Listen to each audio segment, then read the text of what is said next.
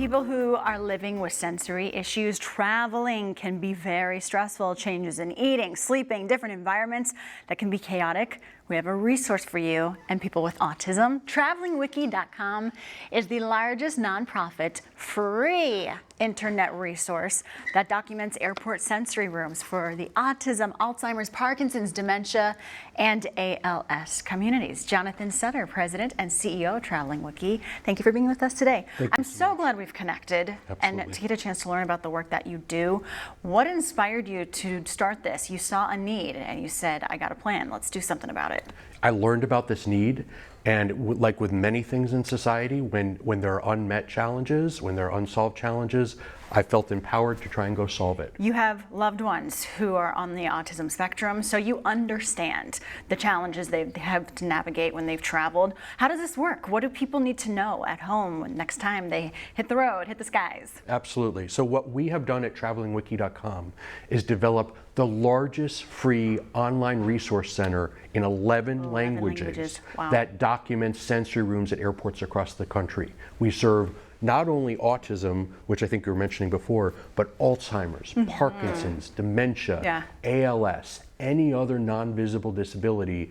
And we do this nationwide at airports where these resources to empower and enable community members to access flying. So what do people need to know? You know, the general public, some people who do not have sensory challenges or do not understand what it's like to be on the spectrum. How can we do better as a community when you see maybe a child having a really hard time, you know, with their senses and trying to process what's going on? How can we be better people? Well, part of what we're trying to do at Traveling Wiki is be part of an ecosystem and set of processes. Okay. So to answer your question, part of it is acclimation. So, every situation is unique in autism and beyond, in neurodiversity and beyond. But for many, understanding what's going to happen is beneficial. So as an example, at Pittsburgh's airport resource center called Presley's Place, which is named after a child on the spectrum, there's a resource center where you can bring an individual, show them what the plane will be like. Say if it's a child, the stranger will be sitting here, the pilot will be there. Acclimation, that can be especially helpful to know what's going to happen.